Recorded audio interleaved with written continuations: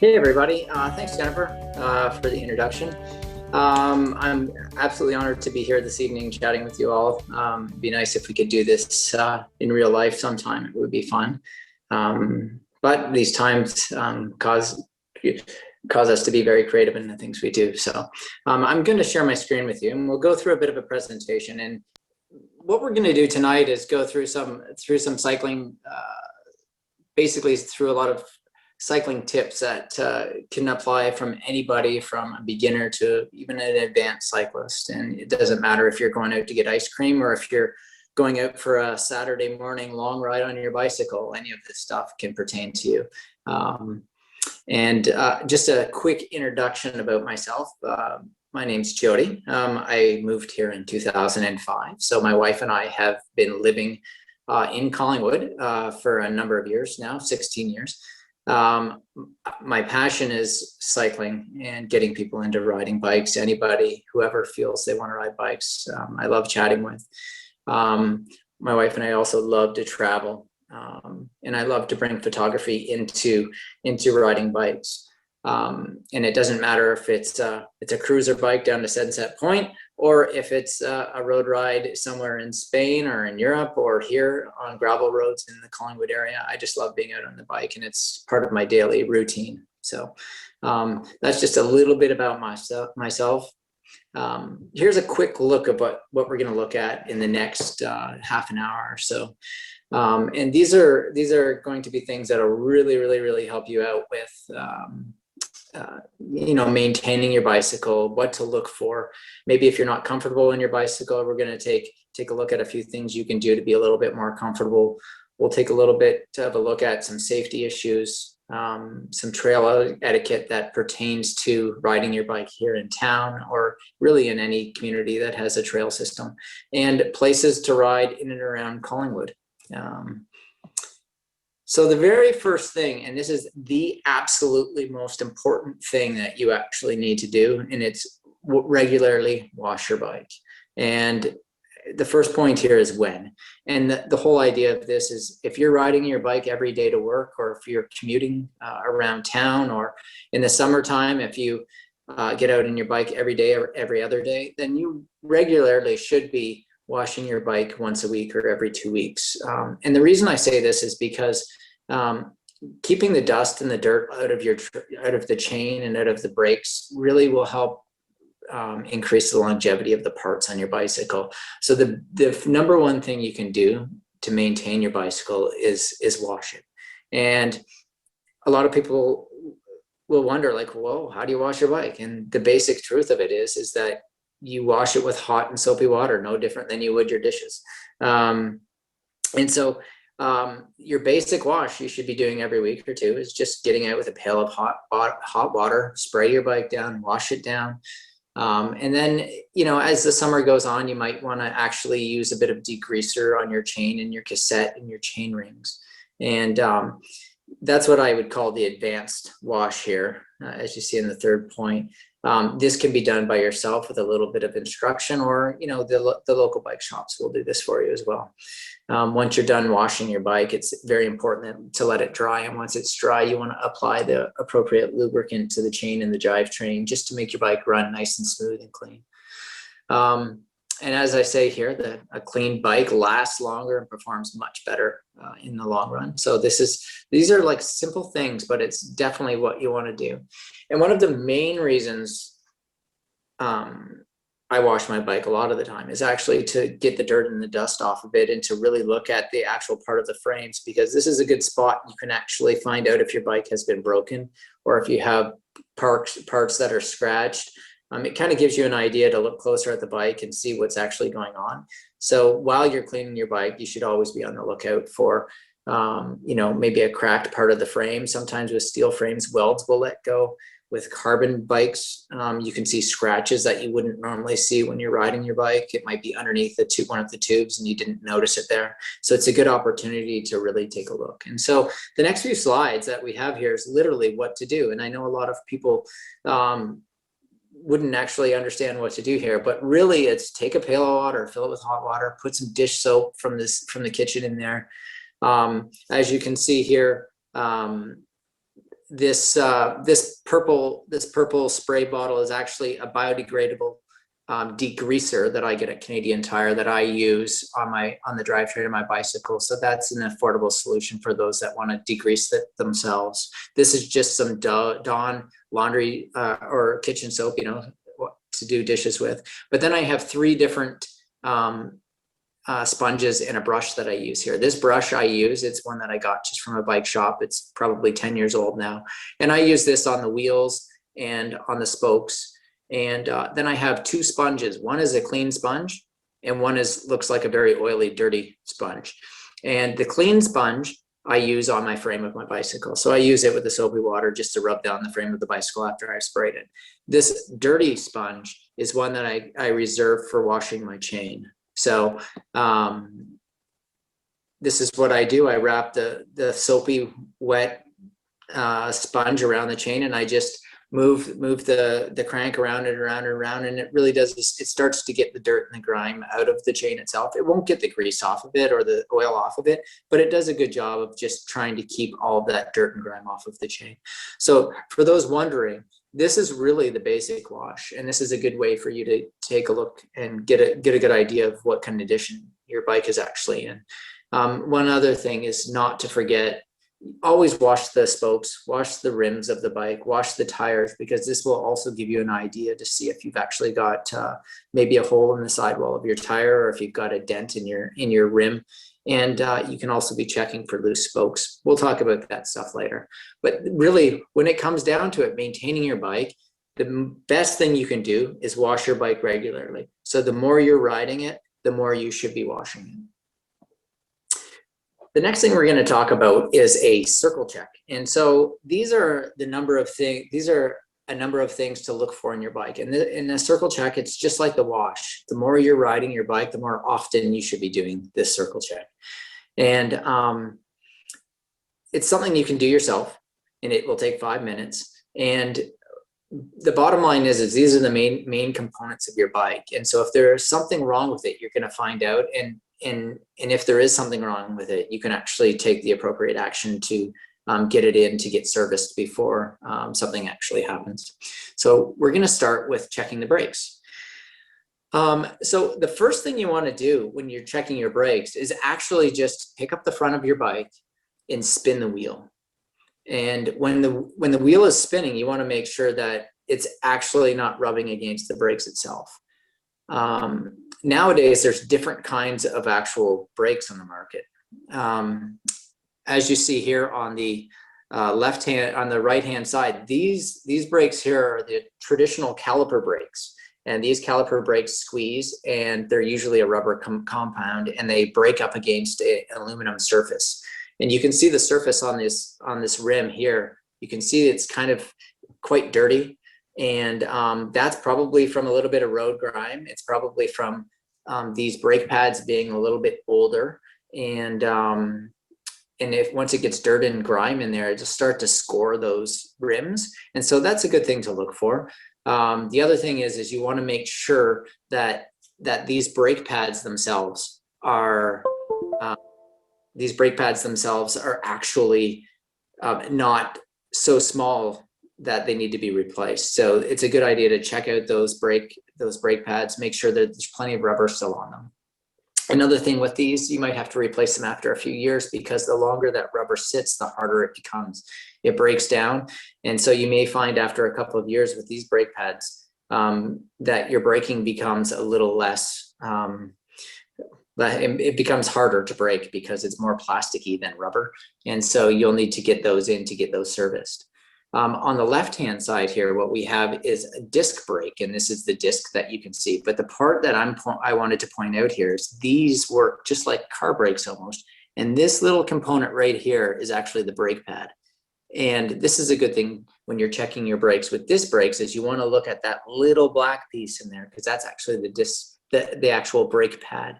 And those brake pads, the more you brake, the lower they get. And eventually, what you don't want to have happen is you don't want to have the steel piece rubbing against the rotor. So you don't want that. That's what the brake pad is there for. And so it's a good, when you're checking your brakes, you want to make sure the brake pads are still intact. You want to make sure that they're positioned properly over the rim itself and they're not touching the tire.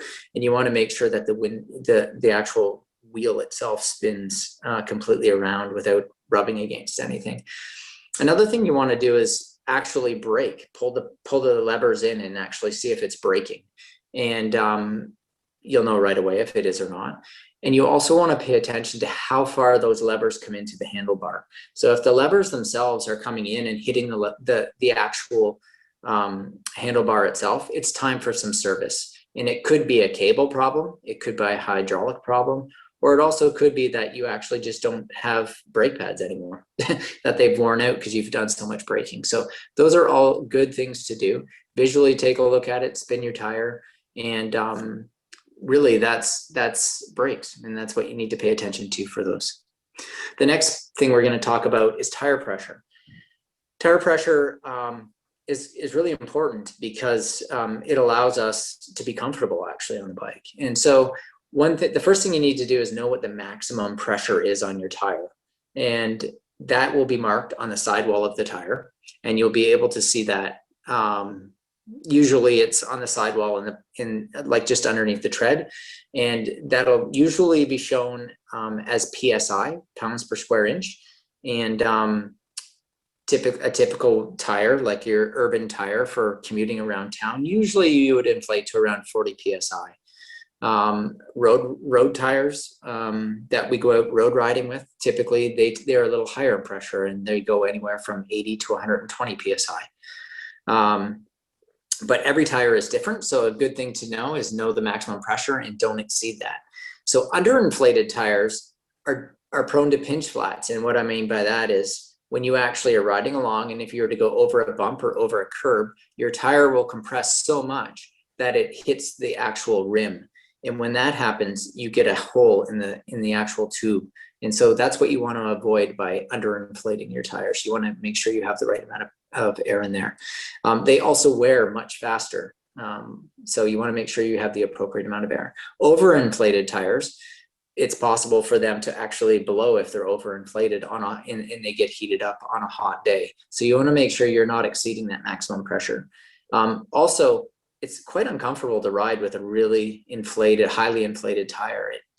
You'll feel all the bumps in the road. And so by reducing the amount of pressure you have in that tire, it'll make for a much more comfortable ride. And so I encourage you all that when you're actually out about to put air in your tires, that you actually pay attention to what it says on the sidewall, and then try to use an appropriate pump and inflate it to wherever you're supposed to inflate it to. Next on the list is the quick release. So the quick release on a lot of bicycles, on more modern bicycles, is this right here. This is the actual quick release. And this quick release allows us to take our wheels on and off quite quickly. And sometimes these can become loose, but that's only because usually they've either gotten caught on something or somebody just didn't tighten it enough. So it's very important to check these. So what you want to do is you want to open it and close it, and make sure with these quick releases, you want to make sure that you don't actually push it in too hard in order, like make it too tight, because if it's too tight, you're going to struggle to get it open again. It also can play with the axle itself and damage it itself. So you don't want to be doing that. So you want to make sure it's tight and fully closed. Okay. The other thing is you want to make sure that you don't locate the actual quick release, this, over top of, say, this part of the tube, because if you do, it's going to become really close to it, and you won't actually be able to get it open again. And so these are good tips. Make sure that you put it in a place where you can actually open it again. Now, a lot of people would have a lot to say actually about this image itself, because there is this disc. And this disc actually, as you're braking, heats up. And so in order to open up this quick release, if you were out riding, you might actually touch your hand on the disc, which may be hot. So a lot of people say that you should be locating these on the other side of the bike at times. But in this case, it's impossible to locate it on the other side of the bike because of the cassette. And so you just be mindful of where you put the quick release, and you want to make sure, once again, that these are tight and fully closed. Okay. Next on the list of our circle check, we're going to talk about the headset. And the headset of the bike is very important because this is where this basically holds the handlebars on to the front fork. And when I'm talking about the headset, what I mean is this area in here. And this is where it all comes together. So what holds our handlebars on the bicycle is this piece right here called the stem. And the stem itself has 3 bolts typically. One holds the fork in place, and it's right on the top. And then the other 2 bolts are on the side, which connect the stem actually to the fork itself. So there's 2 bolts here. These are quite important. And so what you want to do to check the headset, you want to make sure that there is no gaps in between any of the spacers or in between here. So what you do is you put your hand over top of this entire headset area, and then with your other hand you hold the front brake. And when in doing so, then you move the bike forward and back. Okay, so you move the bike forward and then back. And if you feel any movement in this area here, that means that you need to do a little bit of service and maintenance on that stem. And if you're not comfortable doing that yourself, this is a very good thing you need to take into the bike shop or into your local bike shop to actually have a look at. This is a very important part because you're steering, you're holding on. And so this needs to be done properly. And so I would encourage you, if you do feel movement in your headset area, that you actually get it into the bike shop and have it looked at. Moving on to the next part of our circle check, we're going to talk a little bit about wheels and hubs. And so wheels themselves, are very rugged. They last a long time, but the problem is that the hubs and the bearings start to go over a good amount of time, and every different brand is different. So what the best thing to do here to test is to actually laterally move your wheel to the right and to the left. So holding the wheel, attempt to move it to the left and to the right.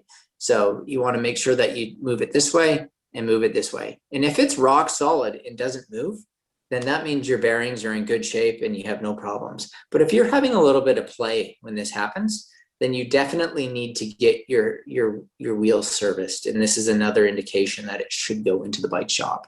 And basically what it probably means is that your bearings in your hub have just gotten to the point where they've just been overused and it's time to replace them or repack them.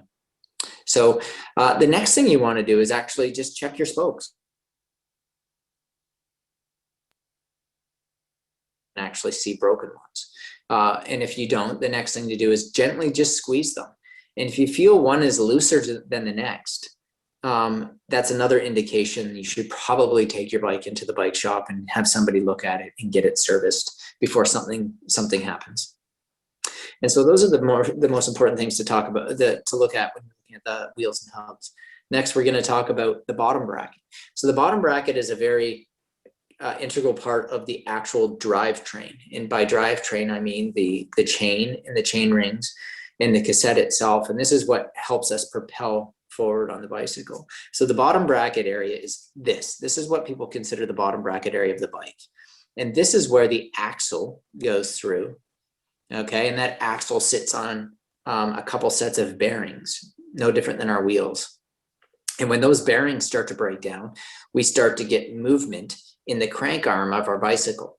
And so what I'm trying to show here in this image is that try moving the crank arm in and out. So by that, I mean, try moving it towards me this way and then pushing it to the other side of the bike. And if that crank arm is actually moving, then that's another indication that you should get it serviced and that you need some work done on the most likely the bearings on your bottom bracket. This is a very important one because getting this fixed can change your life and make it much more efficient for cycling. Okay, tires. The next part of the circle check is talking about tires. And so tires themselves will last forever. In fact, the tires here in the top right-hand side are from the 80s, and they're hanging on a bike in my garage that I took out for a ride last week, but I only went around the neighborhood on it and I wouldn't go anywhere else, and I've ordered some new ones. But what you're looking for for tires is you do not want to see cracks like this. This means you should replace your side, like replace your tire itself. And this is a very old tire, but even tires that have been around for 2-3 years will start to show cracking. And the reason this happens, especially in the Collingwood area, is our winters get so dry. And if you've left your bike sitting on cement in the garage or in the basement of your house, that cement will actually draw the water out of the rubber and it'll dry it out much faster. I've never done it, but I've had friends that have actually put their bicycles on like on a towel or on cardboard in the garage to stop that from happening and make the tires last a little bit longer. But just be knowledgeable that that actually happens. The other thing to look for is wear marks. And so this little hole that you see in this tire is actually put there by a manufacturer. And the idea is they're called wear marks. And when that wear mark disappears and you no longer see it, that's an indication to replace your tire. So a lot of manufacturers will use this technique. So that's something to keep in mind as well. Something else to note is that if your tires start to look square and the surface on the top is very flat, that's another good indicator that you should be replacing your tires. And another, just some good advice is always make sure that you're putting the proper size tire on your wheel according to the wheel requirements. And that if the wheel is asked, if you're trying to run like a tubeless setup, make sure you're using tubeless tires and not non-tubeless tires, because that could cause some issues as well. But for the most part, just know to look for cuts, cracks, and check out and see if you have these wear indicators, because these wear indicators are a great way to actually identify whether or not you actually should be replacing your tires. The next important thing is just to go over the bolts on your actual bicycle. Here you can see I'm just making sure that the water bottle cage is tight, which actually can be one of the most annoying rattles on your bicycle that you forget about. So it's key. It's good just to check your water bottle holders. It's also really good to check your handlebars that you go through. The handlebars, make sure that the bolts are tight and everything is good with those. That's the most important, because that helps us steer and helps us stop and helps us get where we're going. So you don't want those coming loose. The third thing that I would recommend checking is actually the chain ring bolts, and that's the bolts that are around the crank. Sometimes those can become loose. And so it's good to go over those all the bolts on your bike, but for the most part, those are the ones that are key. The chain. So a very important part of the chain is really keeping it clean, like we talked about at first, but also utilizing the right lubricant on the chain. There's a lot of different solutions out there, but I would definitely recommend that you get proper bicycle chain lube from your local bike shop, because it was formulated and created to penetrate the chains better than your typical, say, motor oil. I've also heard of people putting olive oil or coconut oil on their chains, and if you are in desperation, that can be done, but it's just not formulated and it doesn't work as well as the ones that are created and designed for bicycles. So you want to make sure that the chain and pulley wheels are adequately lubricated. And when I say pulley wheels, what I mean by pulley wheels those are the things on the very back underneath the derailleur. And if you hear somebody ride past you and it's like squeak, squeak, squeak, squeak, squeak, squeak, that's the pulley wheels. The pulley wheels haven't had any oil put on them probably for years. And so if your bike is squeaking, that's a very good spot to start. And I will show you where that is later on another slide. How often should you put chain lube on? This again also comes back to how much time you actually spend on the bike and how often you ride. And so I personally am applying chain lube at least once a week on the bikes that we ride. But if you're out and about on a daily basis in the summer, just riding around town, probably once a week or every 2 weeks would probably be good. Something else I wanted to point out here is WD-40. A lot of people use WD-40, but in essence, it's actually not a lubricant. It's actually a solvent and a rust dissolver. So it works really well, actually, believe it or not, for cleaning your chain. but not lubing your chain. WD-40 does have a bike line that they do sell. And so if you did buy the WD-40 bike lube, it was formulated to actually be a lubricant. But just know that your regular Canadian Tire home hardware WD-40 you buy off the shelf isn't the appropriate type of lubricant to actually put on your chain, because it basically actually isn't really a lubricant. So just keep that in mind.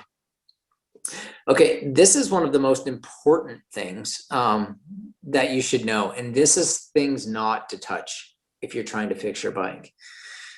And these are called limit screws. And limit screws are what limit the movement of your derailleurs on your bicycle. So this and these are on your front derailleur right here. And this is the high and the low limit screw. And so what these screws do are, these are actually screws that stop your chain from going any farther off of the cassette this way and stop it from going any farther off the cassette this way. So it's a limit. So it limits how far your chain will actually go on this side and on this side. So on the front derailleur, you can find them by just looking down at your bike. They're usually right there, and they'll usually be marked with an L and an H, meaning low and high. Okay, and then on the rear derailleur, and this is back here in the rear derailleur over here, this is, you can see you can barely make it out, but there's an L there, and this is the lower limits screw, and then on this side is the higher limit screw. Okay, so never touch those. If you're trying to fix your bike, that's the last thing you should touch. In fact, you shouldn't touch it because those typically never move, ever. So if there's something wrong with your bike, it wasn't those that caused it to actually probably malfunction. It was more likely due to you setting your bicycle down on the rear derailleur and bending this. And if you've bent this, then what you need to do is you need to bring it into the bike shop, and they'll bend it back with a special tool. It's called a derailleur hanger bender. And basically they'll bend it back to where it actually needs to be, and everything will be good again. So these are things you should never touch if you're trying to work on your bike yourself. So just so you know, I thought I would point that out because that's good stuff to know. Excellent. Okay, so we're going to move on now to how to be a little bit more comfortable on your bicycle. And so you should check your reach to begin with. And by reach, what I mean is sitting on the seat, reaching for your handlebars. And if you have too much reach, you could be suffering from a little bit of neck, shoulder, and back pain. It can also add to saddle sores. So literally your butt being sore. I don't know how else to say it, but it's causing you to lean really far forward on your bicycle and putting a lot of strain in your neck and upper back and shoulders. Another thing, so you can try getting that reach adjusted. Another thing to think about is your handlebar height. Is it too high? Is it too low? And in this case, it can really affect your hamstrings and lower back in general. So if it's too high, once again, it's making you reach farther down towards your handlebars, so you're leaning farther of your bike, and it's basically engaging different muscles when you're riding, and so you might end up having some sore hamstrings and some lower back pain in general. And so something you can do in that case is try adjusting your handlebar height and making it maybe a little bit higher. Another thing you can do is try a different saddle. So there's a lot of different saddles out there, and a lot of different sizes and a lot of different options. Some of them have cutouts, some of them are solid saddles. And if the saddle you're currently using isn't working for you, you can always do a little bit of research and talk to some people and really maybe try adjusting your saddle or getting some advice on what to do in that case. But that's something you can do, and it will make a big difference eventually, for sure, once you find that right saddle.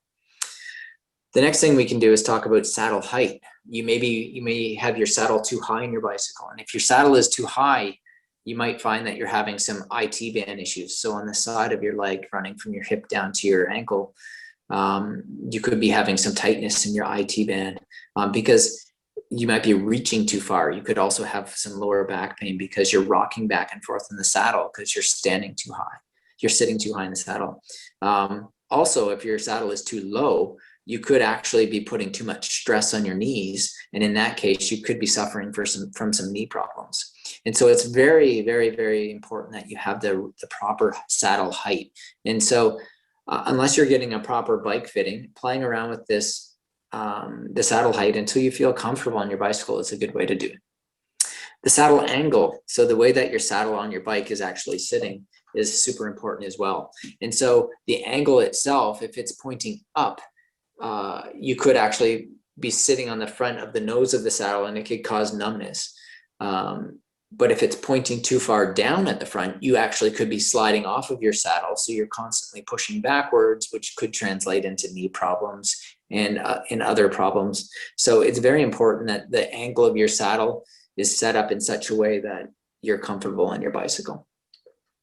Something you can also do is you can either replace your grips on your bicycle as well with some newer grips that maybe have a little bit more padding.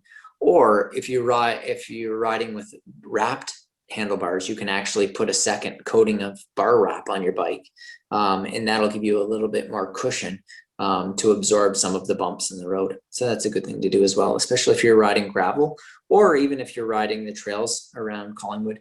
The chip trails, they're very smooth, but if you're running with a high PSI, a high air in your tires, sometimes you'll feel all those little bumps.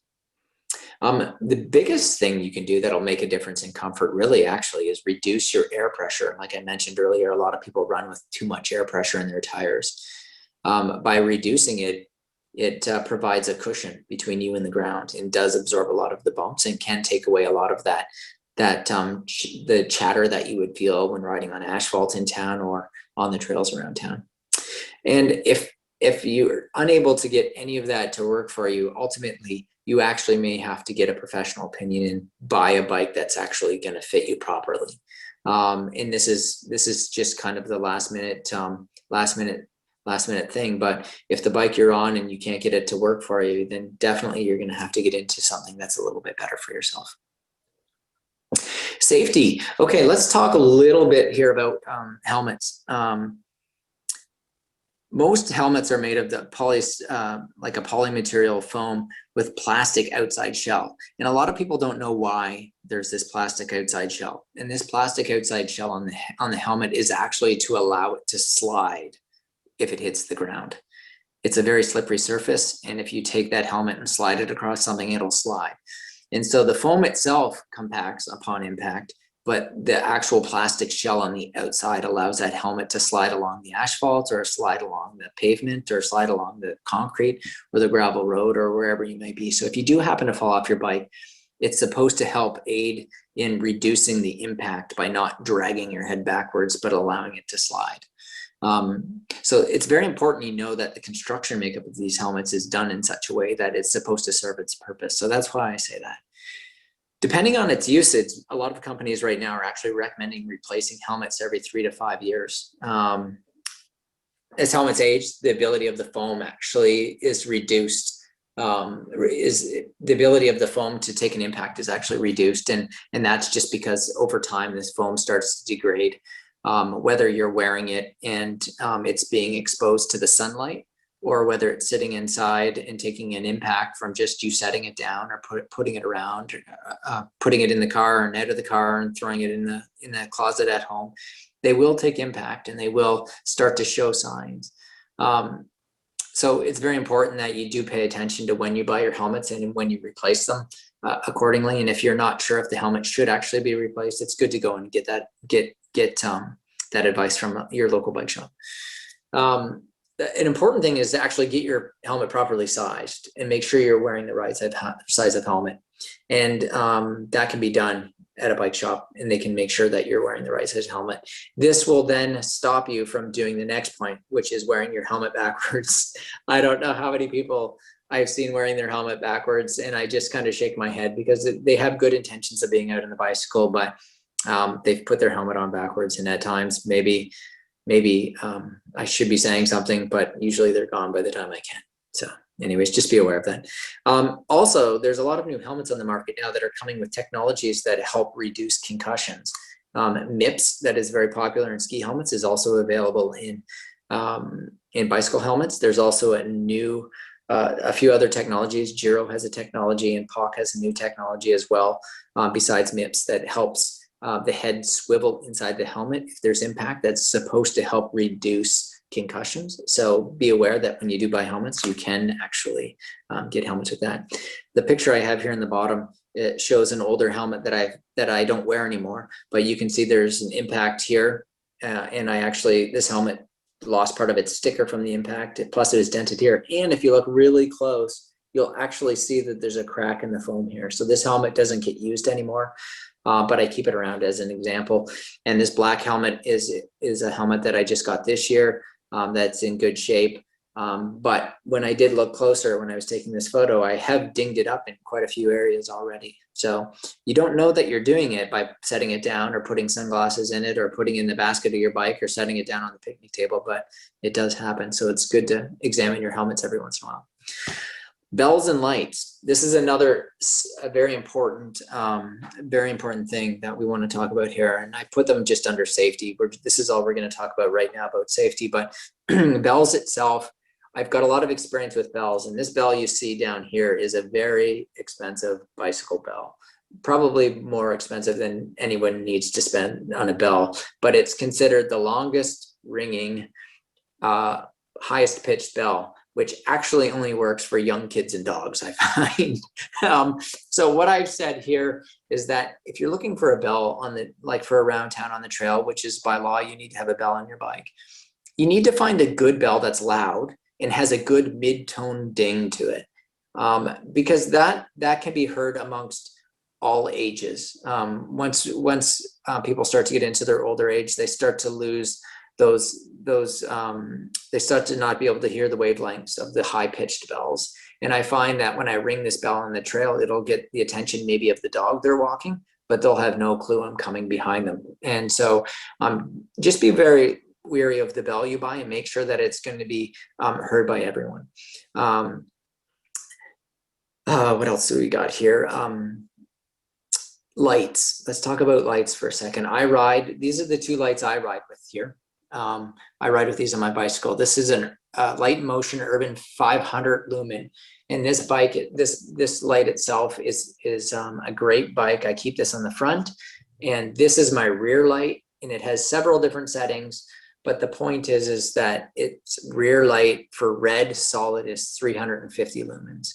And when we talk about lumens, we're talking about, how bright these lights are. And it's very important. I see a lot of people riding bicycles where they've just gone out and bought a light, and it's not quite doing what it needs to do. And a lot of the cheaper lights you can get out there this is what happens, is they're just not bright enough.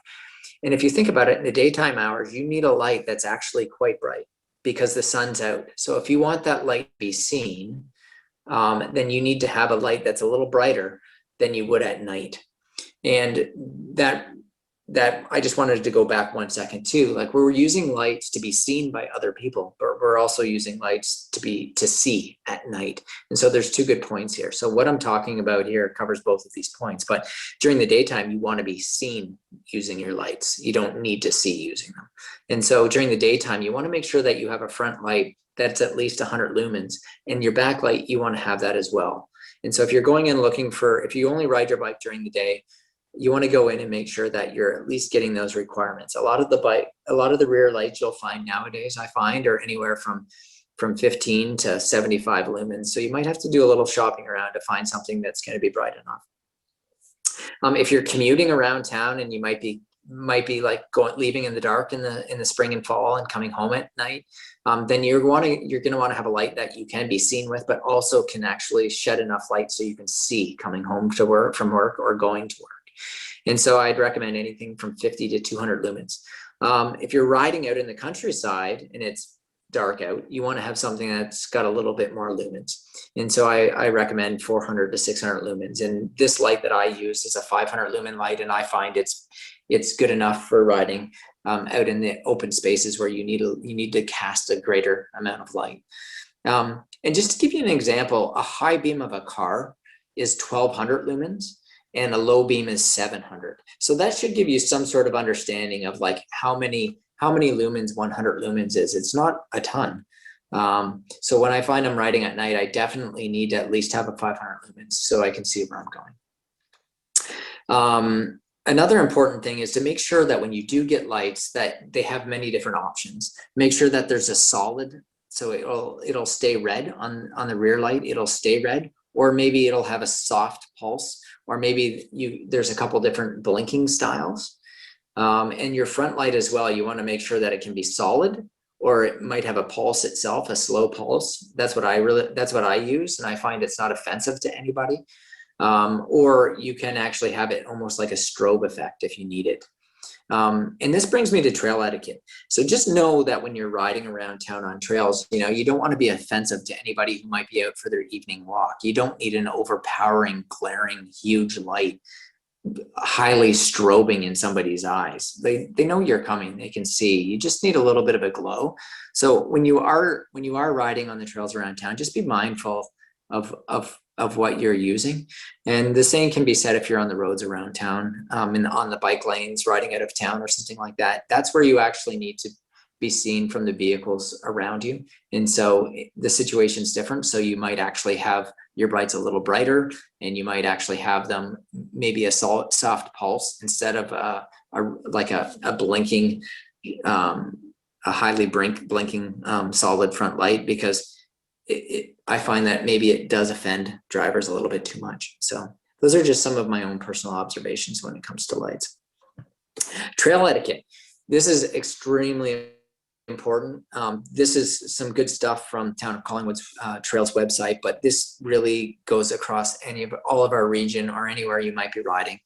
Make sure that you always know that pedestrians have the right of way, and that you need to ring your bell. And if you do not have a bell, you need to call out or talk to them or make them aware that you're approaching, because you don't want to scare somebody. You don't want to make somebody jump into the trees.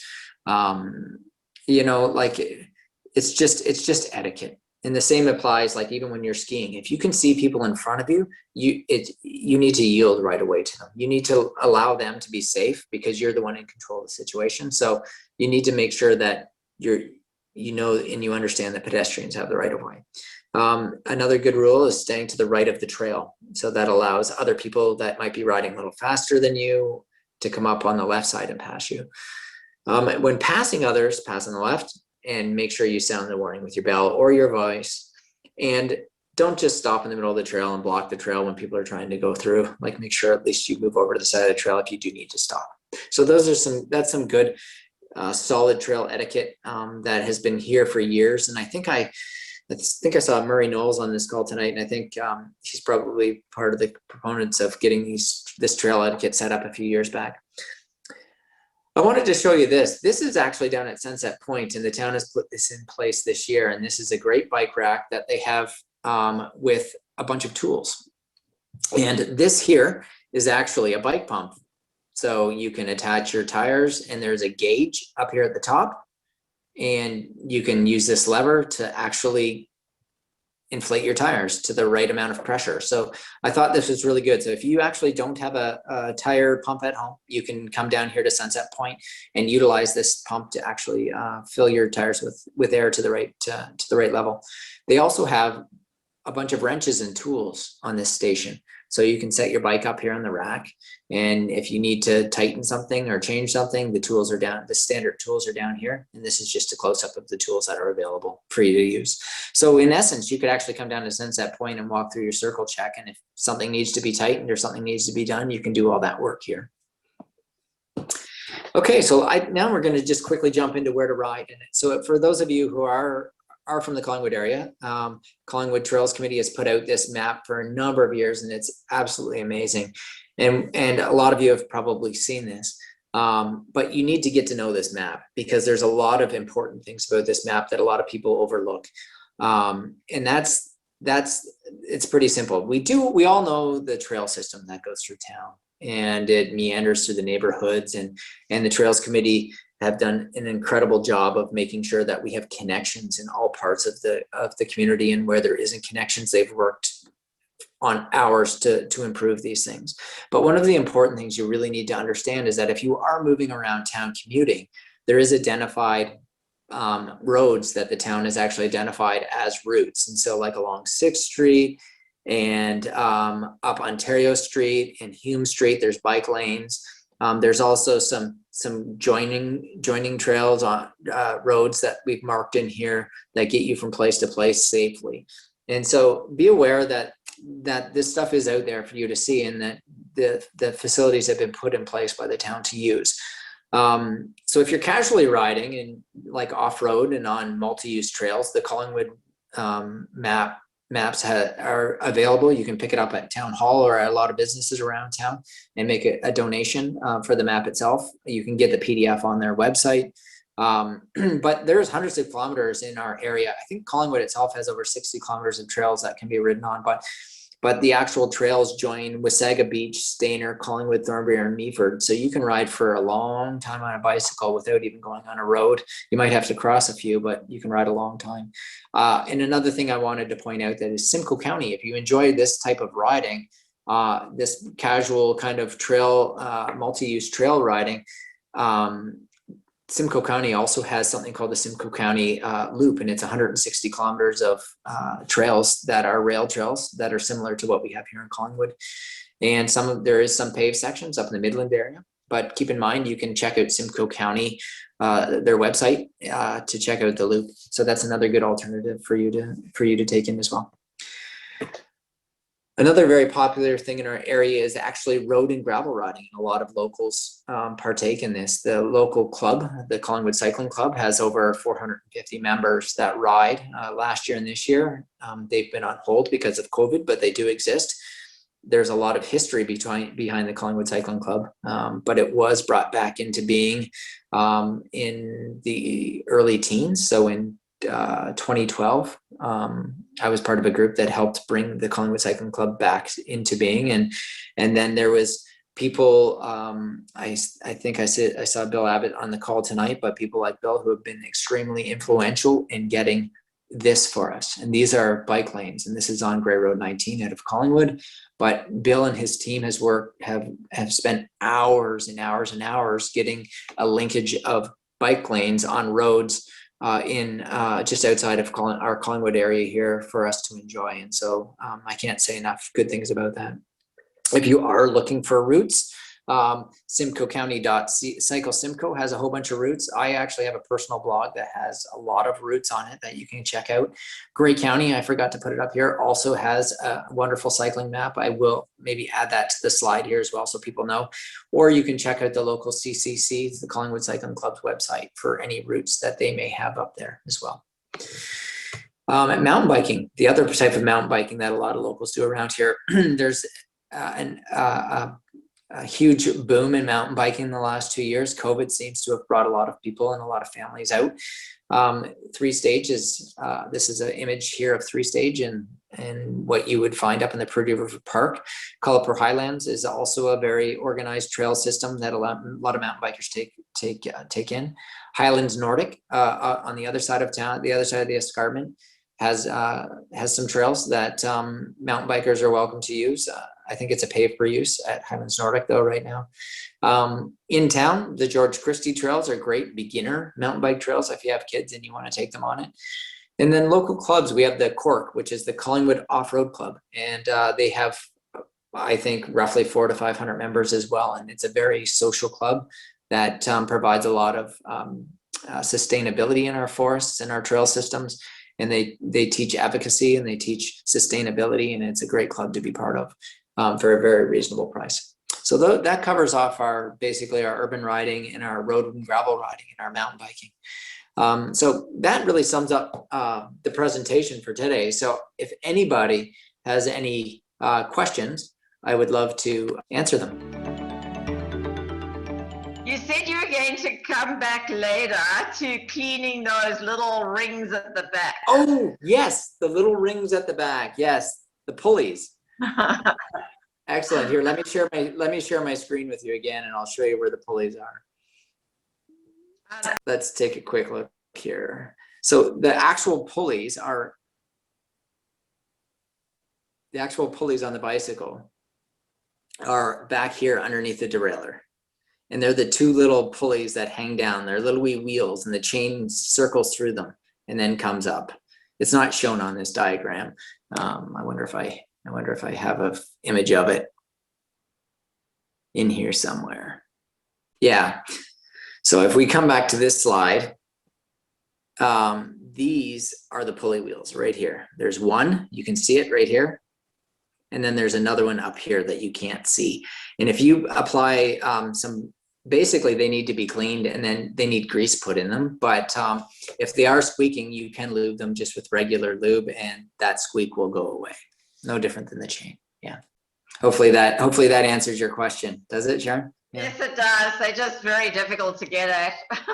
Yeah, they definitely are. And sometimes you have to, I find sometimes from the non-drive side through the spokes, and you can actually you can lubricate them on the other side a little bit easier. Yeah, that's what I do. Excellent. Good. I've got a question. Yes, Karen. So I appreciate that you mentioned the George Christie Trails as a place, maybe for beginners or kids that want to get into mountain biking. Any other suggestions for that sort of demographic? Yeah, so this is actually quite interesting. So I did mention Cork, which is the Collingwood Off-Road Club, and what they've actually, it's such a social, I call it a social club. Like, it's not racing focused. That's what I mean. And they have tons of families. And so when they actually are laying out their weekly routes, they have kids courses that are they're adequate for kids to be able to do. So Blueberry Trails in Wasaga Beach is excellent because there's not a lot of roots and rocks there. The George Christie Trails. There are sections up at 3 Stage, if you know it well. There's a place called the Pines. That's a little loop that kids like. That is good for kids. Staying away from Collapore is probably wise because there's a lot of rocks and roots in there. I do know that Cork at Highlands Nordic, they have a route that is set aside for the kids. There's also a local, I'm not sure if they're Collingwood based, but there's also a local group called RAD, and RAD Adventures, and RAD Adventures does youth mountain bike lessons, and they do day camps and stuff, and they teach kids how to ride bikes, and they actually, I believe, maybe have some trails over in the Fisher Fields area, but like on that private land. And so it's not something people can go and do, but if your kid's part of the group, part of those camps, they can. The Collingwood Cycling Club also on a normal year offers a mountain biking camp every Monday night for 10 weeks for kids 8 to 18, and that happens at Nordic Highlands, and it's all instruction by Canadian certified cycling instructors, and that's put on by the Collingwood Cycling Club and Pedal Pushers. So that's done on a normal. So if you have kids or nieces or nephews that you want to get involved, Ride Adventures does it, and the Collingwood Cycling Club does it. Also, I believe there's camps in town that are highly focused on cycling and other sports, and I think during the summer times, the Y does a lot of stuff, and I also believe that Active Life has a camp in the summertime as well. That they do some focus on mountain biking and riding their bikes around town and safety and stuff. Ingrid, how to use the gears properly. Great one. Oh, that's a good one. Yeah.